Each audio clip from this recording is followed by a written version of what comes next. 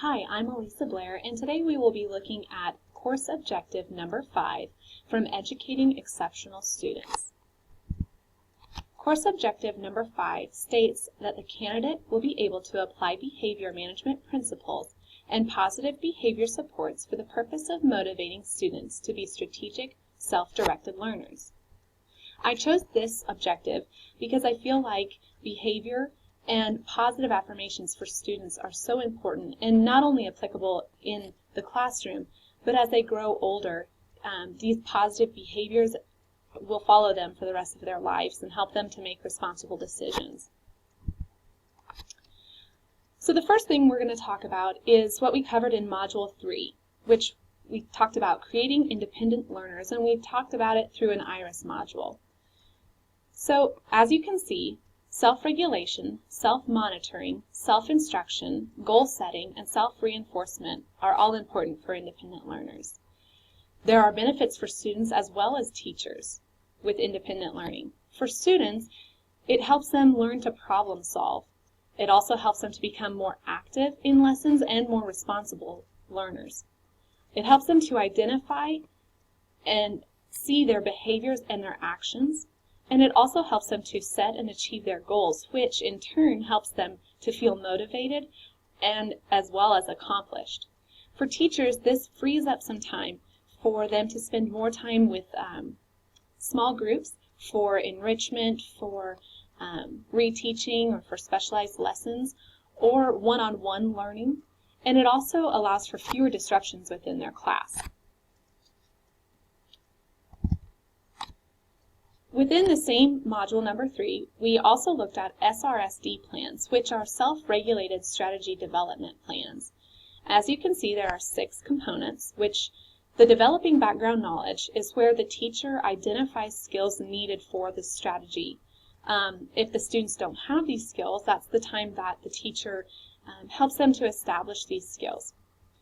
During Discuss It, the teacher explains the strategy and emphasizes the importance of the strategy and the steps, and explains to the students how it's going to help them. In Model It, the teacher shows the steps and walks through the thought process of each step and the necessity of each step. In Memorize It, the teacher helps the students to learn the steps and the actions, as well as to helps them become fluent in the strategy. In Support It, the teacher helps the students use the strategy, encourages them to work towards their goals, and this is also when the teacher can offer feedback and guidance and reinforcement as the students use the strategy. And finally, establishing independent practice is when the teacher can monitor and support the students' performance, as well as look for new ways to incorporate the strategy or the activities into other lessons and across the curriculum. One thing that we did during this module was that we were asked to create our own SRSD plan, and it could be something for this class or for another class this semester. And that was something that was enjoyable to me, but it also helped me to understand this plan more and to work through it enough that maybe I would be able to use it someday in my own classroom. In Module 4, we discussed social-emotional learning, which, to be defined, is the process through which children and adults acquire and effectively apply the knowledge, attitudes, and skills necessary to understand and manage emotions, to set and achieve positive goals, to feel and show empathy for others, to establish and maintain positive relationships, and to make responsible decisions. I had never heard anything about positive social emotional learning, prior to this class. And to say that I was fascinated is an understatement. I have absolutely enjoyed learning about this, and I think it's so important for our students. As you can see, there are 5 different parts to social emotional learning, which are self-awareness, self-management, social awareness, relationship skills, and responsible decision making.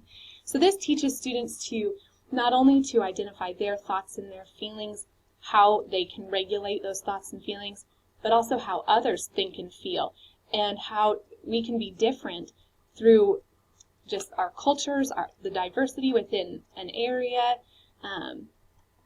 It teaches them how to have empathy and respect and acceptance to others including people from within their culture and people outside of their culture, and it teaches them the skills that they need to have lasting relationships and friendships. But it also helps them to understand that every decision has a consequence, positive and negative. So it helps them to weigh decisions and helps them to make responsible decisions. Not only is this important throughout school, but it's also important throughout life, and it's applicable throughout life. This can be used in friendships, in relationships when students get older. It can also be used in our careers and just everyday life. And so it's very, very important for students to learn this, especially at a young age. In Module 5, we talked about classroom management, and this is crucial for a successful classroom. So one of the things that we talked about was positive behavior interventions and supports. And what this is essentially, if I may summarize it, is taking out the negatives and putting in positive preferred behaviors. So for example, it would look like instead of telling a student to quit talking down the hallway, you would say, remember, we need to be quiet when we walk through the hallway. Or don't touch that kid. You would say something like, please keep your hands to yourself. So it's taking away the negative sounding behavior, like constructions, and replacing them with positive, constructive comments and the preferred behaviors. Another thing that we talked about was the Comprehensive Behavior Management Plan, which has 5 parts. The first one is the Statement of Purpose, which is basically the why behind the management plan. Rules, which are the expectations. Procedures, which are the steps. The consequences, which can include both positive and negative consequences, as well as an action plan, which is the method needed to implement the plan. So if we take a closer look at the Comprehensive Behavior Management Plan, we can see that there is the Statement of Purpose, which should be focused, direct, brief, easily understood, and free of teacher jargon, meaning that anyone could walk into the classroom and see that Statement of Purpose and understand what it's meaning. Next, we have rules, which should be specific, measurable, stated positively, just like we talked about. It's important to state things in a positive manner. Convey the expected preferred behavior, and they also should be age appropriate. Next, we have procedures, which is the why, the where, when, and how to do or how to complete the tasks. As I just said, there's positive and negative consequences. Positive consequences should be tangible, social, or activity related. Some examples of these might include verbal praise, stickers, a special seat, a field trip, or maybe even a special project. Negative consequences can range from the least intrusive to the most intrusive. And as you can see by this graphic here, we can have levels of these. So when a behavior begins, the first level would be a class reminder, which would just be a general reminder to everyone to, for example, we walk through the hall quietly.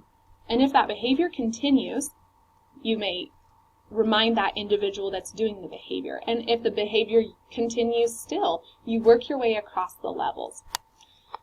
In the event that extreme behavior situations arise, there is the crisis plan, which is a strategy for obtaining immediate assistance in the event of severe behavioral issues.